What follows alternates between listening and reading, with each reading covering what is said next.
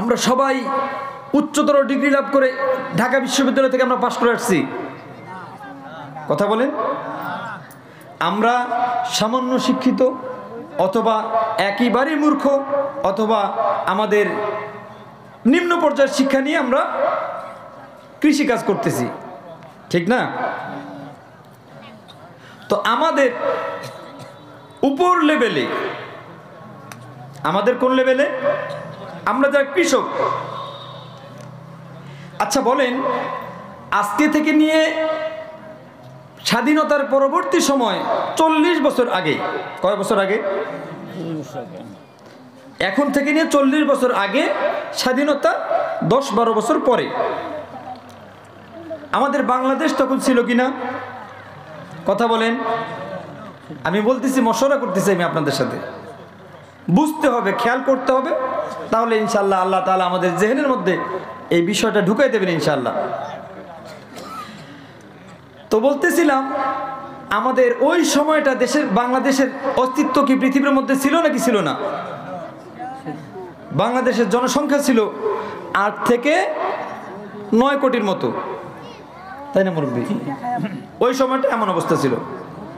এখন আমার বাংলাদেশের মধ্যে জনসংখ্যা কত বলেন তো? সরকারি হিসাবে বলা হয় 18 কোটি। কয় কোটি? আদমশুমারি হয়, ওই আদমশুমারির মধ্যে যখন গণনা হয়, গণনা হওয়ার পরে যে রেজাল্টটা এসেছিল ওই মোতাবেক এখন পর্যন্ত বলা হচ্ছে বাংলাদেশের জনসংখ্যা কত? 18 কোটি। এখন বাংলাদেশের মধ্যে কয়জন মানুষ না খেয়ে মারা যাচ্ছে কেউ বলতে পারেন? কার ঘরে চাল নাই, কেউ ভাতের মার খেয়ে আছে, কেউ মনে করেন জাউ রান্না করে খেয়ে আছে, কেউ শুধুমাত্র গমের রুটির উপরে তাদের জীবিকা নির্বাহ করতেছে। আপনাদের সমাজের মধ্যে এমন কেউ কে আছে? যেই ব্যক্তি ভিক্ষা করে, যে ভিক্ষা করে, সেও কিন্তু একটা অবস্থার মধ্যে বর্তমান জামানায় চলে এসেছে, ঠিক না বেঠিক বলেন? আচ্ছা, তখন জনসংখ্যা ছিল শুধুমাত্র 8 থেকে 8.5 কোটি। ওই সময়টার মধ্যে অনেক মানুষ না খেয়ে দুনিয়া থেকে বিদায় নিয়েছে, এরকম নজির আছে নাকি নাই? আছে। বলেন, আমাদের আশেপাশে যত মুরব্বীরা আছে, এই সমস্ত মুরব্বীদেরকে জিজ্ঞাসা করে দেখেন যে ওনারা শুধুমাত্র 2-3 দিন পর দেখা গেছে ভাতের মার খেয়ে তাদের জীবনকে নির্বাহ করছেন।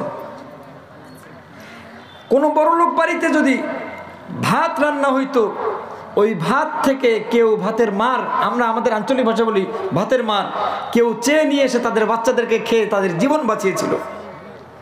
এমন পজিশন ছিল কিনা? আপনারা মুরব্বীরা তো বলতে পারেন। তখন বাংলাদেশের মানুষ কৃষি কাজ করতো নাকি করতো না? বলেন, তখনও তো বাংলাদেশের মানুষ কৃষি কাজের সাথে সম্পৃক্ত ছিল। কথাগুলো মনে রাখবেন।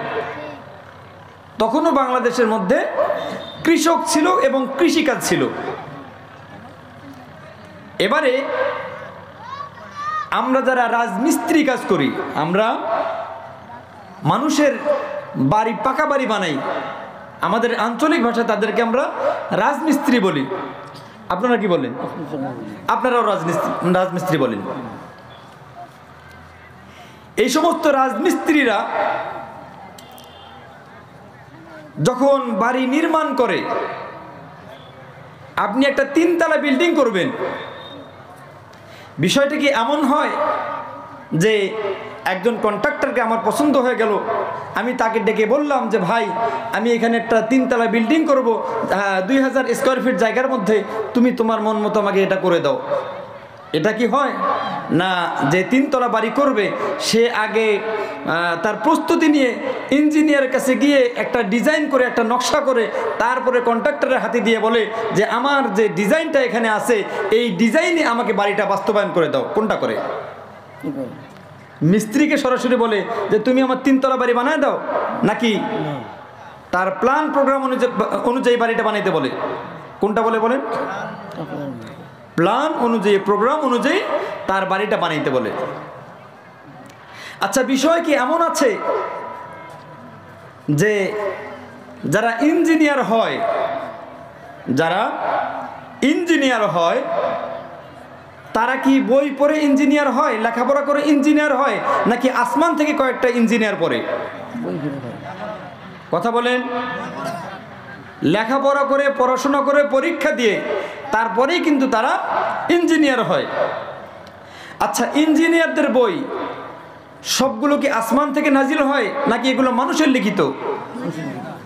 কথা বলেন। মানুষের লিখিত। ইঞ্জিনিয়াররা যেই সমস্ত বই পড়ে ইঞ্জিনিয়ার হয়, এই বইগুলো মানুষের তৈরিকৃত, নাকি এই সমস্ত বইয়ের শুরুতে লেখা আছে যালিকাল কিতাবুল লা রাইবা ফি, এটা এমন একটা কিতাব যার মধ্যে কোনো সন্দেহ নেই, লেখা আছে? নাই। তাহলে বাড়ি যখন করতে যাচ্ছি তখন আমি ইঞ্জিনিয়ারের কথার উপরে বেসিস করে তখন কিন্তু আমি ইমাম সাহেবের কথা শুনি না। ইমাম সাহেব বলতেছে, হুজুর, ইমাম সাহেব বলতেছে আপনি আমার মুসল্লি, 30 বছর পর্যন্ত আপনি আমার পিছনে নামাজ আদায় করেন, আমার কথা শুনে আমি এইভাবে বলতেছি আপনি এই প্ল্যানে বাড়িটা করেন। খুব মানুষ করে না? মানুষ করে কি করে না? এবারে আমরা যারা সমাজের মধ্যে বসবাস করতেছি, আমরা মাঝে মধ্যে অসুস্থ হই কিনা? আল্লাহ তাআলা আমাদেরকে রোগ ব্যাধি দেন কিনা? দেন।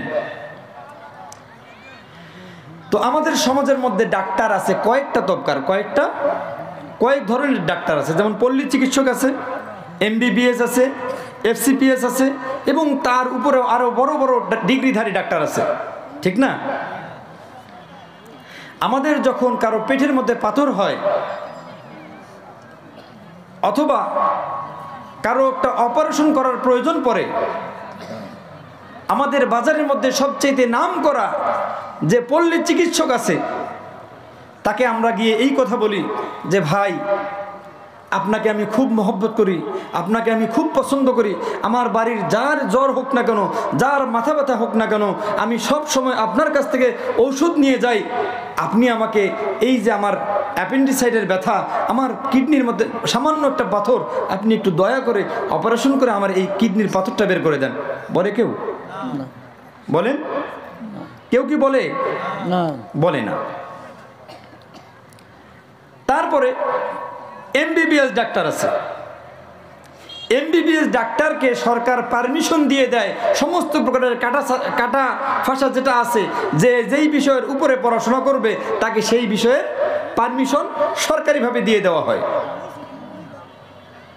তারপরেও যদি এমন কোনো ডাক্তার যার রিপোর্ট খারাপ,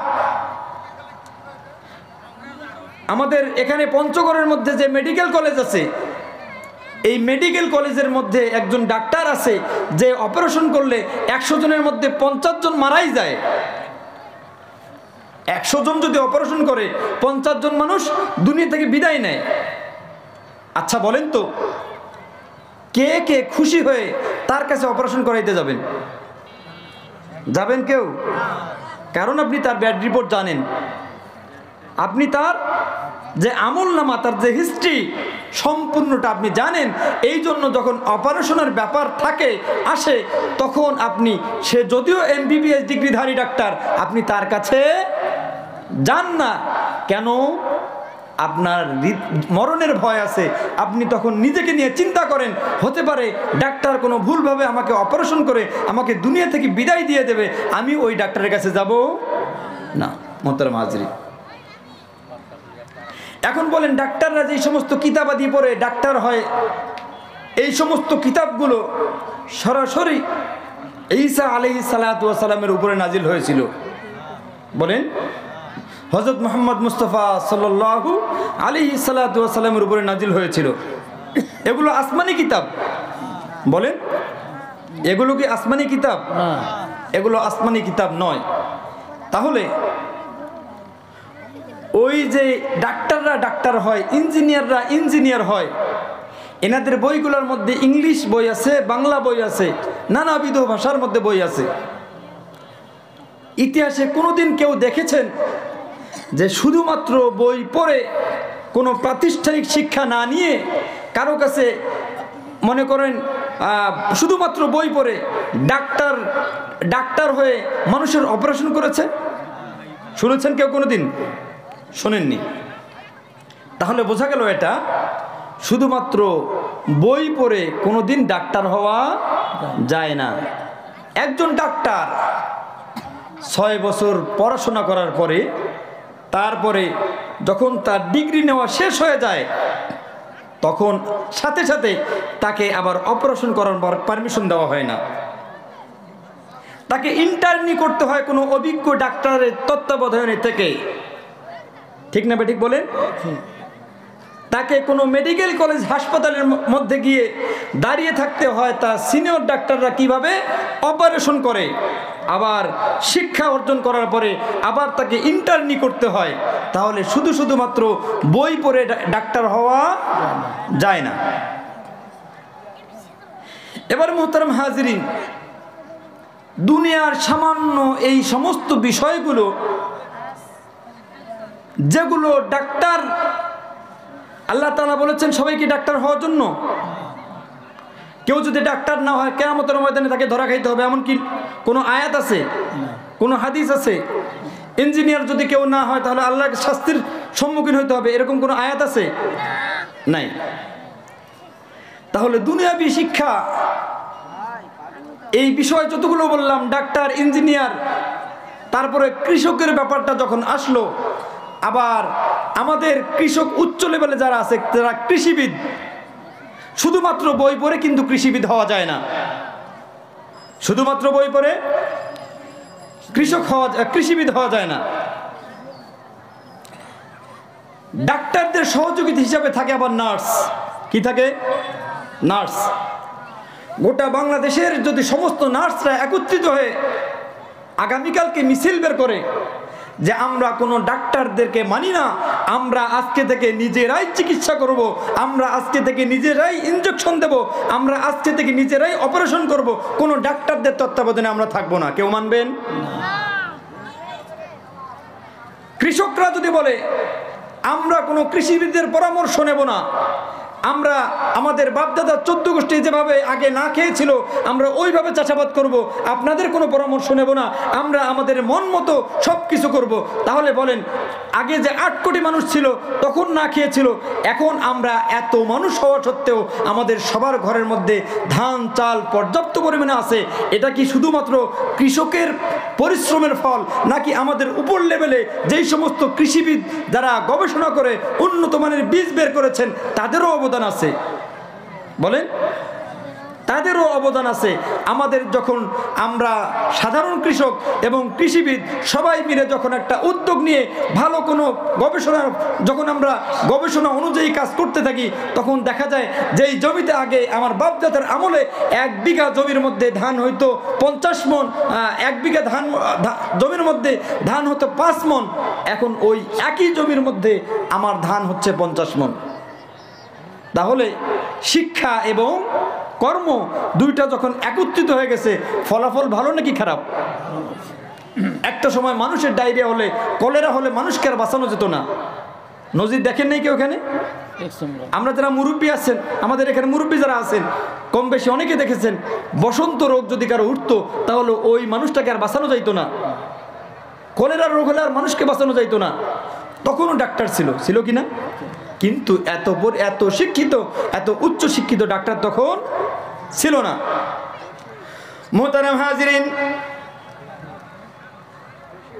সামান্য দুনিয়ার বিষয়ে যখন আমাদের সামনে দুনিয়ার কিতাবাদি পড়ে যখন আমরা ডাক্তার হইতে পারি না, দুনিয়ার কিতাবাদি পড়ে যখন আমরা শুধু নিজেরা উস্তাদ ছাড়া বই পড়ে যখন আমরা ইঞ্জিনিয়ার হইতে পারি না, নিজেরা উস্তাদবৃত যখন আমরা বই পড়ে কৃষিবিদ হতে পারি না, তাহলে মহান আল্লাহ রাব্বুল আলামিন পৃথিবীর শুরু থেকে যত নবীদেরকে পাঠিয়েছেন, আল্লাহ রাব্বুল আলামিন এই পর্যন্ত 104খানা কিতাব নাজিল করেছেন।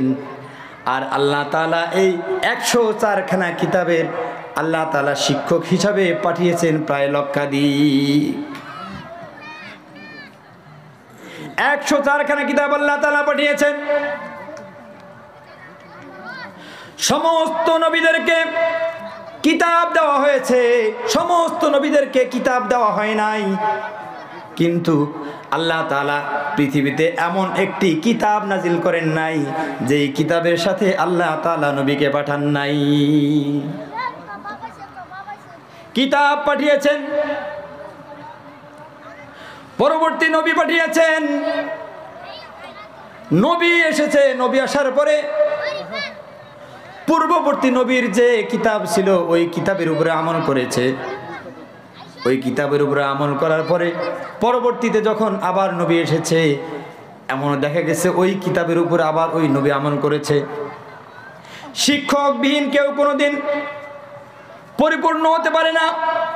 এজন্য আল্লাহ তাআলা কালামুল্লাহ শরীফ যখন নাজিল করেছেন, আল্লাহ তাআলা চাইলে সবার মধ্যে এই যোগ্যতা দিতে পারতেন, আল্লাহ তাআলা সবার দিলের মধ্যে ঢুকাই দিতে পারতেন, কিন্তু আল্লাহ তাআলা কিতাব নাজিল করেছেন হযরত মুহাম্মদ মুস্তাফা সাল্লাল্লাহু আলাইহি ওয়াসাল্লামের উপরে। আল্লাহ তাআলা চাইলে কোনো মাধ্যম ছাড়া সরাসরি প্যারা হাবিব হযরত মুহাম্মদ মুস্তাফা সাল্লাল্লাহু আলাইহি ওয়াসাল্লামের সিনার মধ্যে সরাসরি কোরআন ঢুকাই দিতে পারতেন, কিন্তু আল্লাহ তাআলা উস্তাদের মাধ্যমে হযরত জিবরাইল আলাইহিস সালাতু ওয়াস সালামের মাধ্যমে আল্লাহর নবী হযরত মুহাম্মদ মুস্তাফা সাল্লাল্লাহু আলাইহি সালাতু ওয়াস সালামকে কিতাব শিক্ষা দিয়েছেন। বলেন সুবহানাল্লাহ। তাহলে এই যে যারা সামান্য দুনিয়ার শিক্ষা, দুনিয়ার চেয়ারটা উস্তাদবিহীন কেউ ছাড়তে চায় না। দুনিয়ার চেয়ারের মধ্যে যখন হাত এসে যায় তখন আদালতের থেকে পুলিশ এসে যায়, থানার থেকে পুলিশ এসে যায় একজন ভণ্ড ডাক্তারকে ধরার জন্য, একজন ভণ্ড ইঞ্জিনিয়ারকে ধরার জন্য থানার থেকে পুলিশ এসে যায়। কিন্তু যখন কোরআনের ব্যাপার আসে তখন এই কোরআনের ব্যাপারে সবাই উস্তাদ ছাড়া শিক্ষিত হয়ে যায়। ঠিক না বেটি বলে?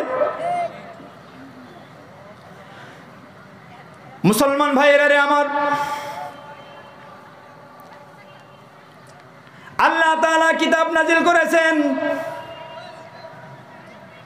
কিতাব নাজিল করার পরে আল্লাহ রাসূল সাল্লাল্লাহু আলাইহি সাল্লাতু ওয়াস সালাম যতদিন দুনিয়ার মধ্যে ছিলেন ততদিন তিনি সমস্ত সাহাবায়ে কেরাম রাদিয়াল্লাহু তাআলা আনহুম আজমাইনকে সরাসরি নিজেই কোরআন শিক্ষা দিয়েছেন। আল্লাহ রাসূল সাল্লাল্লাহু আলাইহি সাল্লামের ওফাতের পরে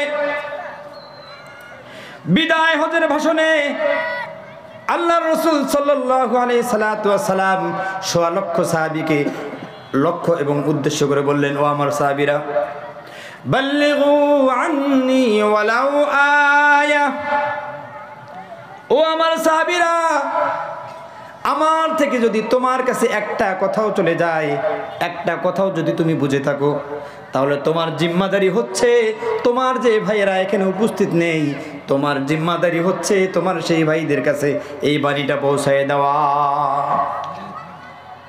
মুসলমান ভাইরা রে আমার,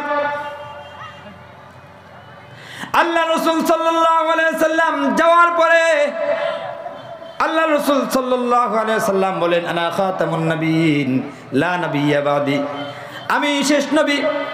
আল্লাহ তাআলা নবুয়তের যে মোহরটা ছিল, নবুয়তের মোহর আমাকে পাঠানোর পরে আল্লাহ তাআলা নবুয়তের রাস্তা বন্ধ করে দিয়েছেন। কিয়ামত পর্যন্ত আর কোন নবী আসবে না, আর আল্লাহ তাআলা আমার মাধ্যমে শেষ নবী দুনিয়ার মধ্যে পাঠিয়েছেন। আচ্ছা বলেন, কিতাব এখনো আমাদের মাঝে আছে না নাই? বলেন, কিতাব আমাদের মাঝে আছে নাকি নাই? আমাদের মাঝে কিতাব আছে। আমাদের মাঝে আল্লাহ তাআলা নাজিলকৃত কিতাব যেটা কোরআন, কোরআন আসার পরে বাকি যতগুলো কিতাব আছে সবগুলো কিতাবকে আল্লাহ তাআলা রহিত করে দিয়েছেন। আমাদের কিয়ামত পর্যন্ত এই পবিত্র কালামুল্লাহ শরীফের একটা জের জবর কেউ পরিবর্তন করতে পারবে না। তো মুহতারাম হাজিরিন, কিতাব আছে এখনো, কিন্তু নবী নাই।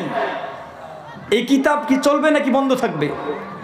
কিতাবের দাওয়াত কি চলবে নাকি বন্ধ থাকবে? বলেন, চলবে নাকি বন্ধ থাকবে? কে কিতাব দেখবে? আল্লাহ নবী সাল্লাল্লাহু আলাইহি সাল্লাম বলতেছেন, ইন্নাল উলামা ওয়ারাসাতুল আম্বিয়া। আল্লাহ রাসূল সাল্লাল্লাহু আলাইহি সাল্লাম বলেন, ও আমার উম্মতেরা, আল্লাহ তাআলা যতটুকু হায়াত আমাকে দুনিয়ার মধ্যে দিয়েছেন, যতদিন আমি দুনিয়ার মধ্যে থাকবো, আমার মৃত্যুর পরে তোমরা অভিভাবক পাবা না এমনটা নয়। আল্লাহ তাআলা আমাকে দুনিয়া থেকে নিয়ে যাওয়ার পরে আমি আমার ওয়ারিস হিসাবে, নায়েবে নবী হিসাবে আমি আলেমদেরকে তোমাদের জন্য রেখে গেলাম। আলেমের আবার প্রকারভেদ আছে।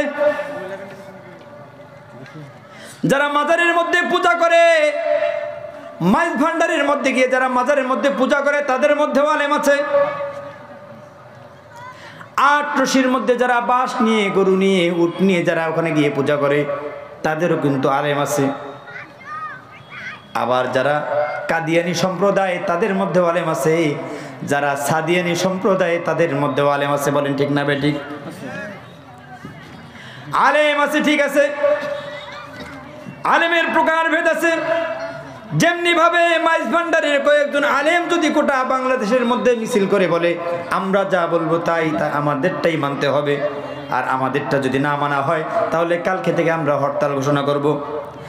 আটরশির যে সমস্ত আলেমরা আছে, ওনারাও যদি কালকে মিছিল মিটিং বের করে এবং বলে যে আমরা যা বলবো তাই আমাদের কথাই মানতে হবে, ওরাও যদি ওইভাবে মিছিল মিটিং করে, এভাবে যদি যেমনিভাবে ওই যে নার্সেরা মিছিল মিটিং করার পরে যদি নিজেদেরকে ডাক্তার দাবি করে, আবার যেমনিভাবে শুধুমাত্র কৃষকরা কৃষিবিদদেরকে বাদ দিয়ে যদি নিজেরা আন্দোলন করে, আবার যারা রাজমিস্ত্রি আছে ইঞ্জিনিয়ারকে বাদ দিয়ে যদি তারাও আন্দোলন করে, যেভাবে তাদের আন্দোলনটা ফলপ্রসূ হবে না, তেমনিভাবে 100 জনের মধ্যে 90 জন আলেমের বিপক্ষে গিয়ে যদি কেউ আলেমের বিপক্ষে ফতোয়া দেয়, সেই ফতোয়া কবুল হবে না। বাংলাদেশের মধ্যে বর্তমানে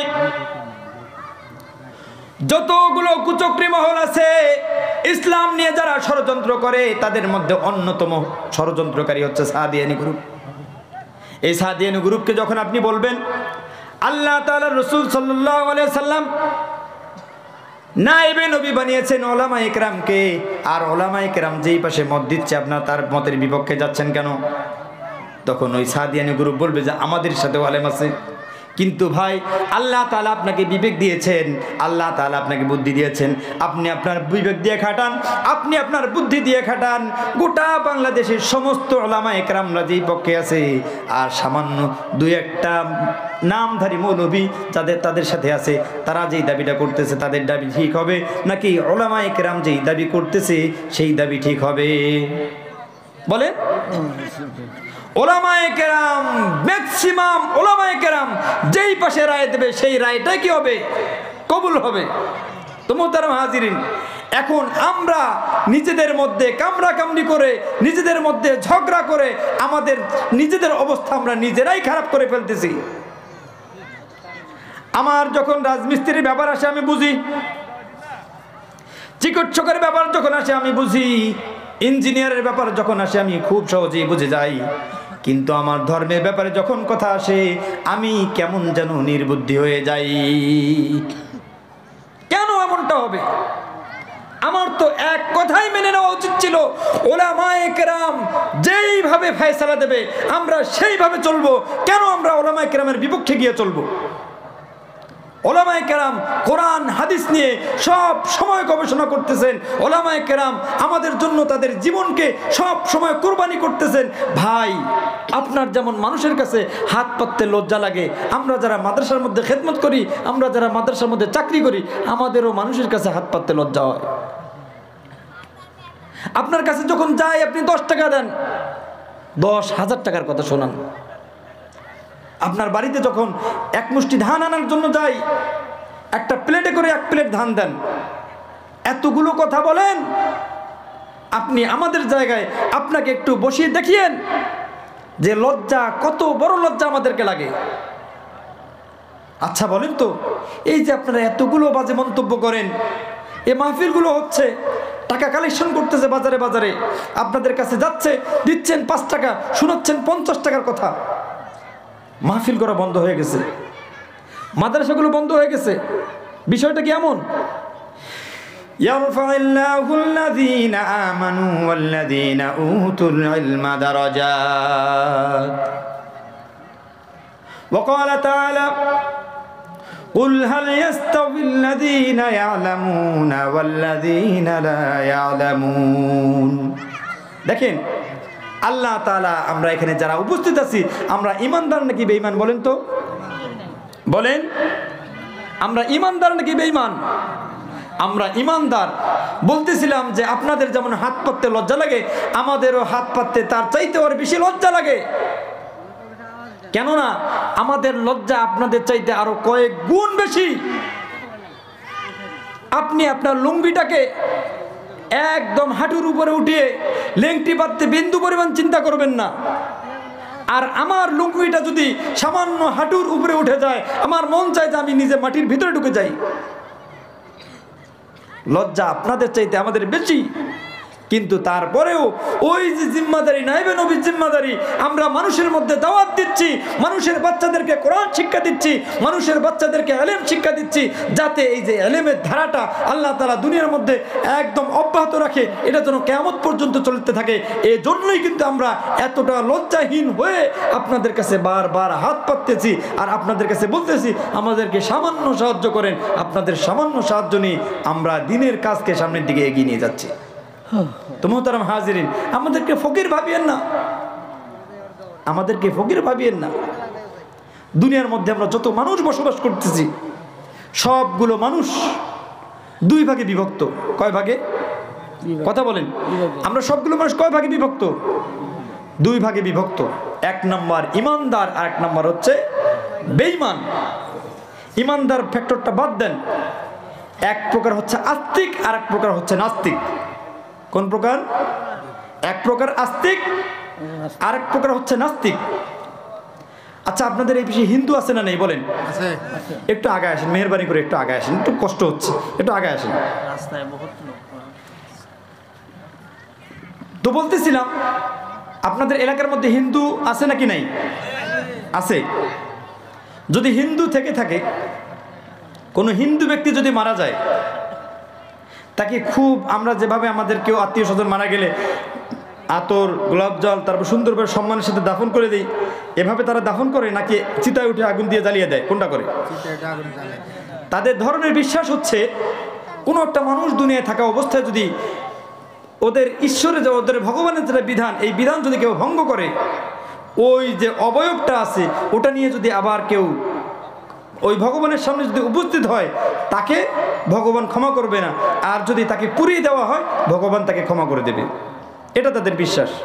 আচ্ছা বলেন তো, আগুনে পোড়ানোর পরেও তারা কোথায় যাইতে চায়? জান্নাতে যাইতে চায় নাকি জাহান্নামে যাইতে চায়?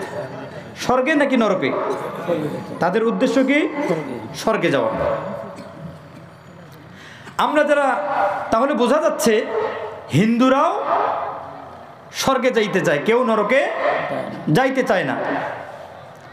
এবারে আমরা যারা মুসলমান আছি, এই মুসলমান আবার দুই প্রকার। কয় প্রকার? একটা উদাহরণ দেই। কিছুদিন আগে আমাদের দেশের মধ্যে একজন ক্ষমতায় ছিলেন, তার নাম শেখ হাসিনা। কি নাম ছিল? শেখ হাসিনার যদি কোনো নেতা যদি একটা গ্রামের মধ্যেও আসতো, আমাদের মধ্যে আমরা অনেকেই ছিলাম যে যারা ওখানে গিয়ে তেল লাগানোর কাজে ব্যস্ত ছিলাম। ছিলাম কিনা বলেন তো? বলেন। এটা কিন্তু রাজনৈতিক কথা বলতেছি না, আপনাকে বোঝার জন্য বলতেছি। তৈল মর্দন করার কাজে আমরা ব্যস্ত ছিলাম। ছিলাম নাকি ছিলাম না? ছিলাম। আচ্ছা, এই তৈল মর্দন করার পিছনে আমাদের উদ্দেশ্য কি ছিল? আমাদের কিছু ব্যক্তিগত সুবিধা হাসিল করা। ব্যক্তিগত সুবিধা কি করা? হাসিল করা, কিছু সুবিধা ভোগ করা। অর্থাৎ যখন রেশনের চাউলটা আসবে আমার নামটা যেন ওখানে বসানো হয়, যখন রেশনের কার্ডটা আসবে আমার নামটা যেন এখানে বসে থাকে, এজন্য আমি এই তৈল মর্দন করতাম। তাহলে বোঝা যাচ্ছে বাংলাদেশের শুরু থেকে এ পর্যন্ত, শুধু বাংলাদেশ নয়, গোটা পৃথিবীর মধ্যে যতগুলো দেশ আছে, সব জায়গার মধ্যে, সব দেশের মধ্যে যেই দল ক্ষমতায় থাকে, ওই দলকে যারা সাপোর্ট করে তারা সব সময় বেশি সুবিধা পেয়ে থাকে। আর যারা বিরোধী দলের মধ্যে থাকে তারা কি বেশি সুবিধা পায়?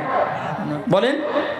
যখন ক্ষমতাসীন দলের কেউ মিছিল মিটিং করার জন্য আসে, তখন পুলিশ তাদেরকে প্রোটেকশন দেওয়ার জন্য আসে। আর যখন তাদের বিরোধী কেউ একটু প্রতিবাদ করার জন্য যায়, তাও কোনো অহিংস আন্দোলনের মধ্যে তারা যায়, তারা কোনো অস্ত্র নিয়ে যায় না, তাদেরকেও মনে করেন শাপলা চত্বরের মধ্যে গণহত্যা করা হয়। বলেন ঠিক না বেঠিক? মোহতারাম হাজির, তাহলে ক্ষমতায় যারা থাকে এটা চিরাচরিত বিষয়, যারা ক্ষমতায় থাকে তারা সুবিধা ভোগ করে। আল্লাহ তাআলা বলেন ইয়ারফাইল্লাহুল্লাযীনা আমানু ওয়াল্লাযীনা উতুল ইলমা দারাজাত। যেমনি ভাবে এটা তাফসীর বলতেছি, যেমনি ভাবে দুনিয়ার কোনো সরকারের সমর্থিত মানুষ যখন কোনো দল যখন ক্ষমতায় থাকে, কোনো দল যখন ক্ষমতায় থাকে, ওই ক্ষমতাসীন দলকে সাপোর্ট করলে যেভাবে নিজেদের একটা স্বার্থ উদ্ধার হয়, নিজেরা যেমন সুবিধা পাওয়া যায়, তাহলে গোটা বিশ্বের অধিপতি, গোটা পৃথিবীর শাসক, গোটা পৃথিবীর পালনকর্তা আল্লাহ, ওই আল্লাহকে যারা সাপোর্ট করবে, আল্লাহ তাআলাকে যারা বিশ্বাস করবে, তারা বলেন তো অন্যরা যা সুবিধা পাবে তার চেয়ে বেশি সুবিধা পাবে নাকি কম সুবিধা পাবে? আল্লাহ তাআলার প্রতি যারা ঈমান এনেছে, আল্লাহ তাআলা তাদেরকে উদ্দেশ্য করে বলতেছেন ইয়ারফাইল্লাহুল্লাযীনা আমানু মিনকুম ওয়াল্লাযীনা উতুল ইলমা দারাজাত। গোটা পৃথিবীর মানুষ, লক্ষ লক্ষ মানুষ, গোটা পৃথিবীর মধ্যে বর্তমানে 800 কোটি মানুষ আছে, 800 থেকে 850 কোটি মানুষ আছে। এই মানুষের মধ্যে যে মানুষগুলো আল্লাহ তাআলার ঈমান, আল্লাহ তাআলার প্রতি ঈমান এনেছে, এই মানুষগুলো হচ্ছে আল্লাহ তাআলার পছন্দনীয়, এই মানুষগুলো হচ্ছে আল্লাহ তাআলার প্রিয় বান্দা। এই মানুষগুলো আল্লাহ তাআলার কাছে যখন হাত তুলে মুনাজাত করে, আল্লাহ তাআলার কাছে চাওয়ার সাথে আল্লাহ তাআলা দিতে দেরি করেন না। আপনি বলবেন ভাই আপনি যেই কথাটা বললেন, আমরা তো অনেক দোয়াই করি, আমরা তো সেই দোয়ার ফলটা পাই না। মুসলমান ভাইরা রে আমার, আল্লাহ তাআলা আমাদের প্রত্যেকটা দোয়াই কবুল করে থাকেন, আল্লাহ তাআলা আমাদের প্রত্যেকটা দোয়াই কবুল করেন, কিন্তু আল্লাহ তাআলা কোনো কোনো দোয়ার প্রতিফল আমাদেরকে দুনিয়ার মধ্যে সরাসরি দিয়ে দেন, আর কিছু কিছু দোয়ার প্রতিফল আল্লাহ তাআলা আমাদেরকে জান্নাতে দেওয়ার জন্য রেখে দিয়েছেন।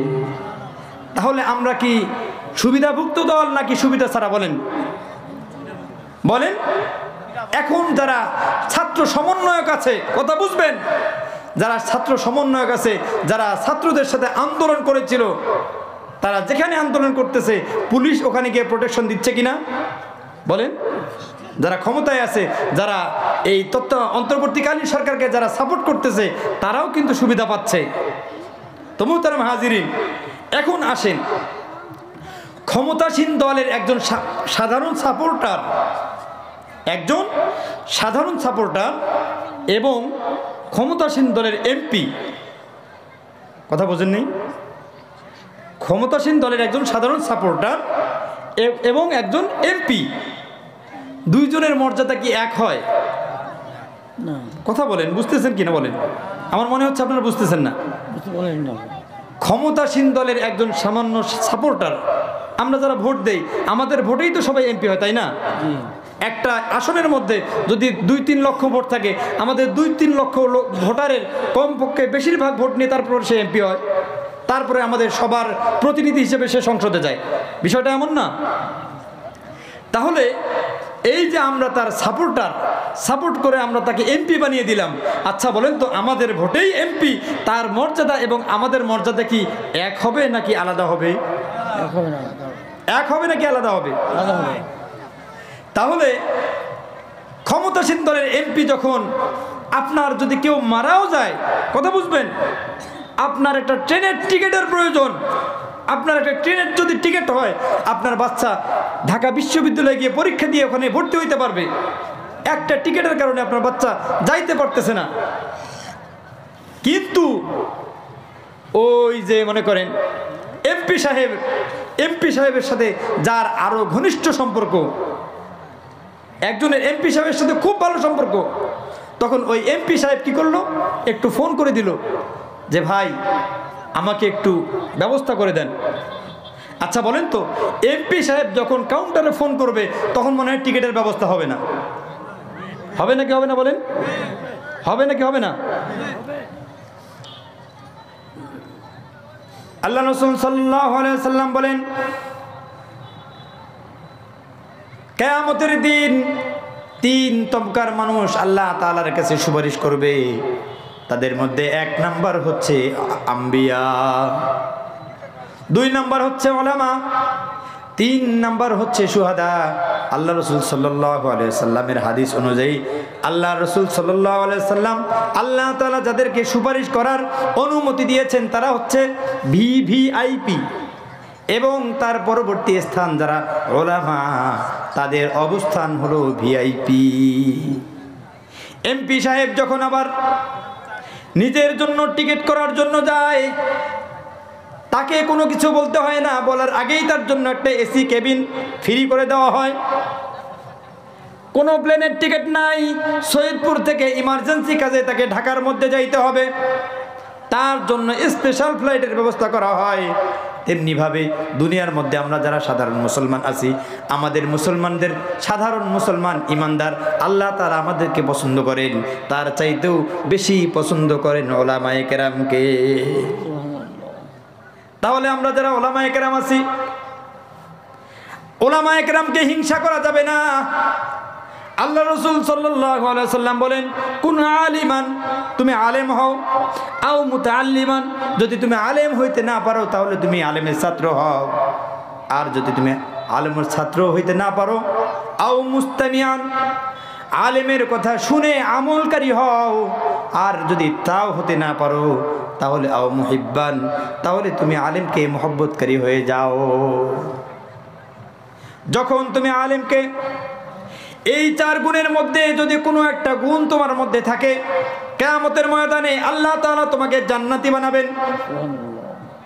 ওয়ালা তাকুন খামিস ফাতাহলিক, যদি তোমার নামকে এই 4-এর অন্তর্ভুক্ত করতে না পারো, আর যদি তোমার নামটা 5 নম্বরে চলে যায়, তাহলে আল্লাহ রাসূল সাল্লাল্লাহু আলাইহি সাল্লাম, যিনি সারা জীবনে খুব মিথ্যা কথা বলেছেন, জীবনে 63 বছরের জিন্দেগিতে যার কোনোদিন কেউ একটা মিথ্যা কথা ধরতে পারে নাই, কাফের বেঈমান পর্যন্ত, আইয়ামে জাহিলিয়াতের যুগের কাফের বেঈমানরা পর্যন্ত যাকে আল আমিন নামে ডেকেছিল, ওই ব্যক্তি যাকে আল্লাহ তাআলা শুরু থেকে আল্লাহ তাআলা তাকে একটা হোসনে খুলুক দিয়ে দুনিয়ার মধ্যে পাঠিয়েছেন, তার মতো আখলাক আল্লাহ তাআলা দুনিয়াতে আর কাউকে দেন নাই।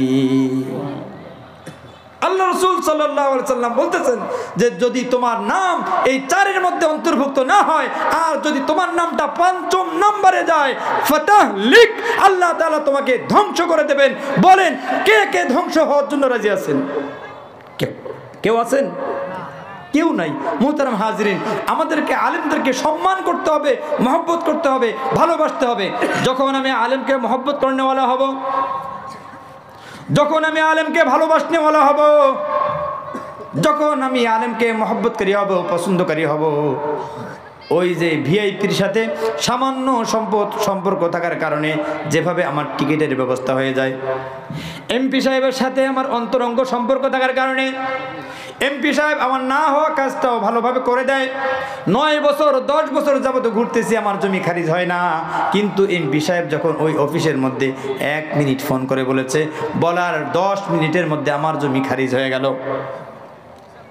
যেভাবে ভিআইপিদের সাথে সামান্য সম্পর্ক থাকার কারণে আমার দুনিয়াবি কাজগুলো সহজ হয়ে যায়, তেমনিভাবে ওই আল্লাহ তাআলা যারা আল্লাহ তাআলার ভিআইপি যারা উলামায়ে কেরামের সাথে যারা মহব্বত রাখবে, যারা ভালোবাসবে, ওই সামান্য মহব্বতের কারণে তারাও স্পেশাল সুবিধা পাবে। বিশ্বাস হয় না, তাই না?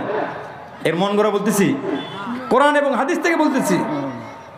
قل هل يستوي الذين يعلمون والذين لا يعلمون, আল্লাহ তাআলা বলতেছেন, হে রাসূল আপনি বলে দেন, যারা জানে এবং যারা জানে না এরা কখনোই এক হইতে পারে না। যারা জানে এবং যারা জানে না তারা কোনোদিনও এক হইতে পারে না। ও মিয়া, আপনি যদি 40,000 বছরও যদি চিল্লা লাগান, আর একজন আলেম যদি ওই 40,000 বছর সারা রাত ঘুমায়, আর দিনের বেলা যদি বাচ্চাদেরকে ইলম শিক্ষা দেয়, আপনার বংশ থেকে শুরু করে কিয়ামত পর্যন্ত আপনি ওই চিল্লা লাগাবেন, কিন্তু আলেমের মর্যাদায় কোনোদিনও যাইতে পারবেন না। আপনি ওই সাধারণ পাবলিকের রাস্তায় থাকবেন। হ্যাঁ, আমল করেন, যদি সঠিক নিয়মে আপনি আমল করেন আল্লাহ তাআলা আপনাকে জান্নাতে দেবেন। যখন আপনি নিয়ম বহির্ভূতভাবে আমল করবেন, আল্লাহ তাআলার কাছে সেই আমল গ্রহণযোগ্য হবে। আল্লাহ তাআলার কাছে সেই আমল গ্রহণযোগ্য হবে না। তো মুহতারাম হাজিরিন, আমরা আলেমরা আমাদেরকে যেইভাবে রাস্তা দেখাবেন, আলেমরা আমাদেরকে যেইভাবে চলতে বলবেন, আমরা যেভাবে একজন ডাক্তারের পরামর্শ ছাড়া আমরা চলি না, সাধারণ মানুষের কথা শুনে আমরা ওষুধ খাই না, একজন ইঞ্জিনিয়ারের কথা ছাড়া আমরা বাড়ি বানাই না, একজন ডাক্তারের কথা ছাড়া আমরা আমাদের সন্তানদের চিকিৎসা করি না, আবার একজন কৃষিবিদের ভালো ফর্মুলা ছাড়া আমরা আবাদ করি না, তেমনিভাবে আমাদের উচিত ইমানের ব্যাপারে, দ্বীনের ব্যাপারে, ধর্মের ব্যাপারে ওলামায়ে কেরাম যেই পরামর্শ দেবে এই পরামর্শের বাইরে আমাদের যাওয়া উচিত। মনে থাকবে তো সবার? তো মুহতারাম হাজিরিন, আমরা কি ওলামায়ে কেরামকে ভালোবাসবো নাকি ঘৃণা করব?